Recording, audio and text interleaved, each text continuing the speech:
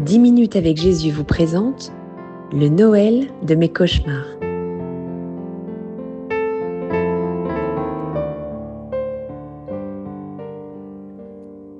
Il y a quelques jours, je suis allé voir ma psy pour lui raconter un rêve. Je vais toujours la voir en décembre, quand à l'approche de Noël, toutes sortes d'angoisses me font ressentir un vide en moi et me laissent insatisfait de tout. Mais pourquoi Noël me pose toujours autant de problèmes ? Lui ai-je demandé, allongé sur le divan. Ma psy a des cernes si profondes que chaque fois qu'elle me répète qu'il faut bien dormir, je me dis qu'elle doit parler du haut de son expérience personnelle. Elle porte des lunettes à monture qu'elle enlève et remet incessamment à chaque fois que je finis une phrase. J'ai toujours l'impression que plus que pour ses yeux, ces lunettes servent plutôt à souligner son propos. En réalité, elle ne parle quasiment pas. Quand je lui raconte quelque chose, elle se contente d'acquiescer par un « Intéressant. Mais cette fois, elle est restée comme figée, regardant droit devant elle vers un horizon invisible.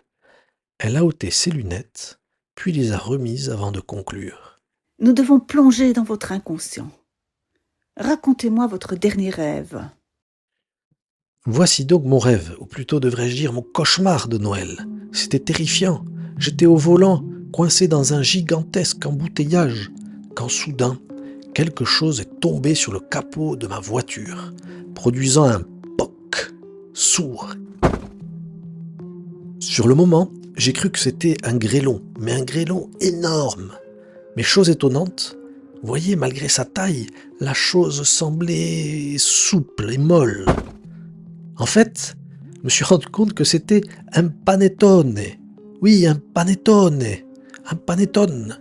Vous savez, ces brioches traditionnelles italiennes qu'on prend même chez nous pendant les fêtes de Noël. Alors, terrifié, j'ai bondi hors de la voiture, et là, j'ai vu qu'autour de moi, il pleuvait des panettone sur toute la ville. Poc, poc, poc. Poc par ici, poc par là. Je sais pas comment décrire cela. C'était pas une pluie, c'était un bombardement de panettone qui s'écrasait sur les capots, brisait des pare-brises et roulait sur les trottoirs. Pour éviter ces projectiles, les gens se plaquaient contre les murs. Et moi, j'ai abandonné ma voiture là et je me suis mis à courir. Je slalomais entre les panettone sur la route, tout en évitant ceux qui continuaient à pleuvoir du ciel.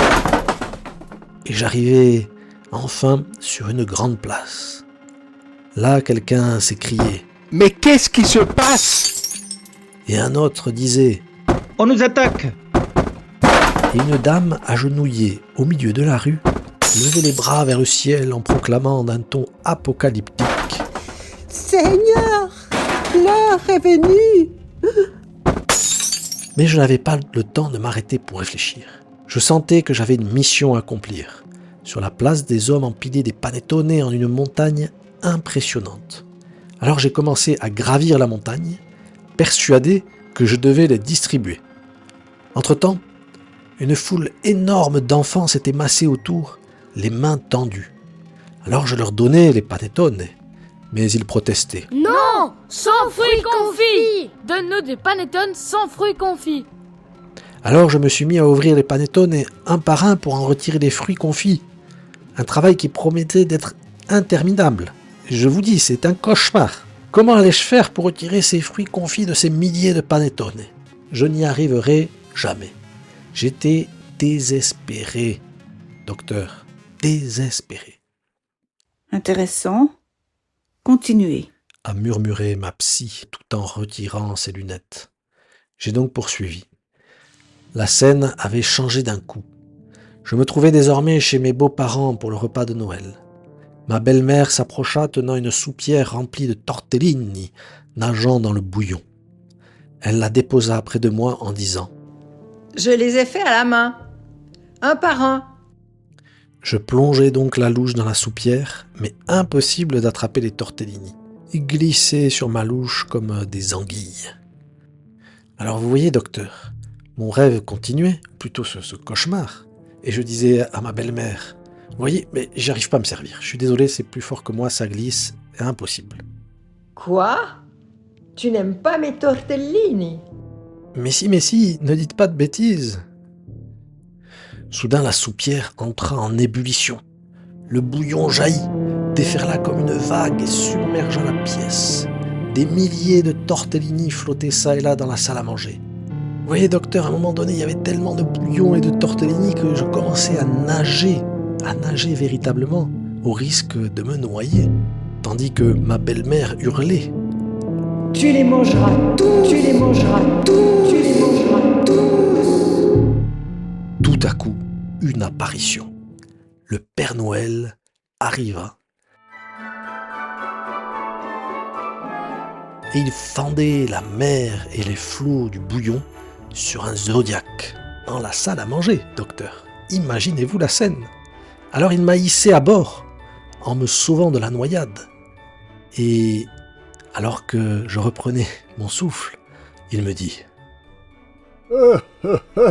Bonjour mon garçon, j'ai un cadeau pour toi. Alors, qu'est-ce que tu attends? Ouvre, déballe. Oh, oh. Le paquet était magnifiquement emballé. Je commence donc à le défaire, à déchirer un peu le papier. Alors ma belle-mère me dit Ne déchire pas le papier! On peut toujours le réutiliser! Alors j'essaye donc de dénouer le ruban, d'enlever le nœud, mais c'était impossible. Impossible à défaire. Dès que j'en défaisais un autre apparaissait aussitôt. Le ruban semblait se multiplier à l'infini. Et autour de moi, ma famille et mes amis rassemblés me disaient « Alors, qu'est-ce que tu attends? Ouvre, déballe !» Mais plus j'essayais, moins j'y arrivais. J'ai commencé à pleurer, j'étais déconfit. Et entre-temps, le cadeau avait grandi jusqu'à devenir plus grand que moi. Alors le Père Noël sortit une bonne paire de ciseaux et me dit Bon, avec les ciseaux, tu devrais être capable d'ouvrir. On ouvre à deux? Allez, 1, 2, 3. Nous avons coupé le ruban, et c'est alors que soudainement le Père Noël enleva son bonnet et sa barbe. C'était mon père. Et qu'y avait-il dans le cadeau? Me demanda alors le docteur en retirant encore ses lunettes. Je ne m'en souviens plus. Elle remit ses lunettes et se tut pendant un long moment avant d'ajouter doucement. À votre avis, quelle pourrait être l'interprétation de ce rêve? Alors, docteur, excusez-moi, mais l'interprétation, c'est votre travail. Je ne vous paie pas 150 € la séance pour vous regarder mettre et enlever vos lunettes. Là, j'étais un peu piqué, il faut le dire. Oh, très bien, dit-elle calmement en retirant une fois de plus ses lunettes. Je vais tenter de vous dire ce que j'en pense. Dans ce rêve, je vois partout une impression d'inachevé. Vous ne parvenez pas à enlever tous les fruits confits, ni à attraper les tortellini, ni à ouvrir le cadeau. Quelque chose vous échappe. Intéressant. Continuez, dis-je, un peu provocateur pour lui rendre l'appareil. Certains personnages sont particulièrement marquants. Les enfants, votre belle-mère.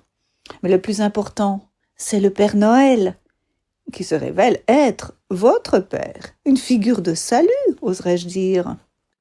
Le salut viendrait donc de mon père qui n'a jamais compris ne serait-ce que le travail que je faisais.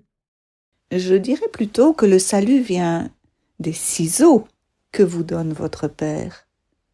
Le salut se trouve dans le cadeau. Dont je ne me rappelle pas le contenu. Donc, retour à la case départ, docteur. Je suis désolé, je ne peux pas vous aider davantage. Et ma déprime de Noël, alors? Je vous conseille d'éviter panettone et tortellini cette année. Et par prudence, si vous mangez du panettone, prenez-le sans fruits confits. On ne sait jamais. Elle remit ses lunettes. En sortant de son cabinet, j'ai pu respirer l'air frais de décembre. Le ciel était clair. Devant la vitrine d'un magasin de pâtes fraîches, j'ai vu 3 femmes qui faisaient des tortellini. L'une d'elles m'a souri. Elle m'a rappelé ma maman. Mon père nous a quittés il y a déjà bien des années. J'aurais bien voulu lui parler, lui raconter mon rêve. Peut-être m'aurait-il aidé à ouvrir le cadeau et à vivre un Noël plus paisible.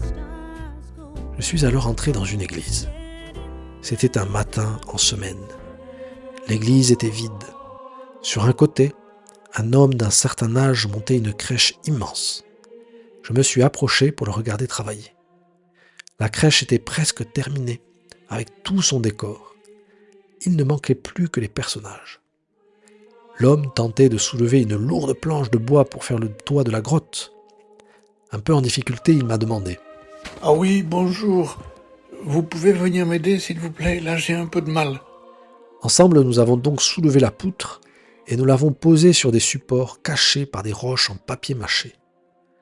Sous mes pieds, la mangeoire vide. Tout d'un coup, alors que j'étais affairé à faire cette crèche, je compris enfin ce qu'il y avait dans le cadeau de mon rêve. C'était l'enfant Jésus. Oui, c'est bien ça. En le voyant, je déchirai sans remords le papier cadeau et je le serrai fort dans mes bras. L'enfant Jésus. Devais-je retourner en parler à ma psy ? Non, pas besoin. Il suffisait que moi, je le sache. Oui, moi, je le protégerai des bombardements de panettone, des marées de tortellini qui allaient déferler sur le monde à Noël. Je le déposerai alors doucement dans la crèche. Et peut-être, oui, peut-être qu'alors je guérirai de mes angoisses et de ce vide intérieur. Beau travail, dis-je à l'homme qui me remerciait pour mon aide. Entre-temps, la sacristine est arrivée un peu affolée. Maurizio, là derrière, c'est le bazar. J'ai fait l'inventaire des personnages. Il me semble qu'ils y sont tous. Mais tu sais quoi ? Il manque l'enfant Jésus. Qu'est-ce qu'on fait ? Si vous voulez, je peux vous aider à le chercher, ai-je proposé.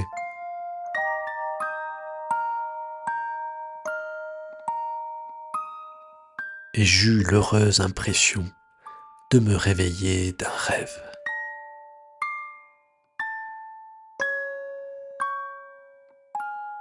Et moi aussi, Jésus. Parfois, je crois me réveiller d'un rêve, quand tout d'un coup, je me rends compte que tu es vraiment là, dans cette crèche permanente que l'Eucharistie. Jésus petit, Jésus fragile, Jésus silencieux, qui te tient là où ta mère l'Église te pose, dans le tabernacle, sur l'autel, dans ma poitrine. Ah Jésus, tu es là. Je le sais avec la tête, mais mon cœur l'oublie si souvent. Et je cours derrière tellement de choses. Ou c'est plutôt les choses qui me courent après. Les deux, Jésus. Et donc perdu dans ces mauvais rêves, tant de fois, je ne te remarque pas. Oui, Jésus, je fais ma génuflexion ou mon inclinaison de tête. J'ai dit Amen au moment de te recevoir, mais je suis perdu dans mes pensées. Je suis dans mon monde, dans mes rêves, dans mes cauchemars. Et toi qui es meilleur que n'importe quel psy, quoique le psy soit aussi nécessaire, toi tu attends avec une patience infinie que je me réveille, que je me rends compte que tu es là, que tu es la vraie solution de mes problèmes et des problèmes du monde. Oui Jésus, c'est toi mon sauveur, c'est toi le passe-partout, c'est toi la solution. Toi qui dors sous la crèche, ne me laisse pas à mes rêves, prends-moi dans les tiens.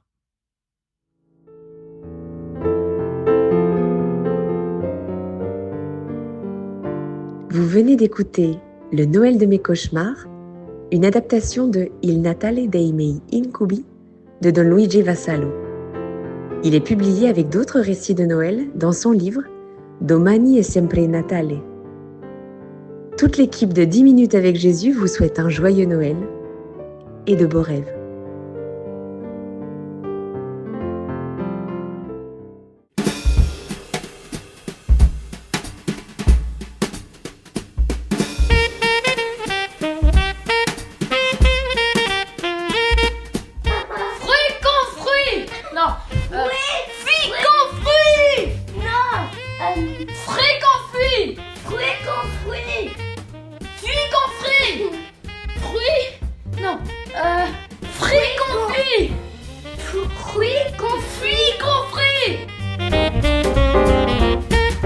Quoi ? Tu n'aimes pas mes tortellini ?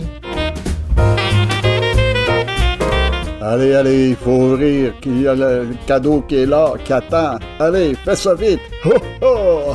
Espèce de manchotte, t'es pas capable de travailler comme il faut. Allez, il faut que le Père Noël vienne t'aider à faire les choses. Incroyable. Allez, on y va.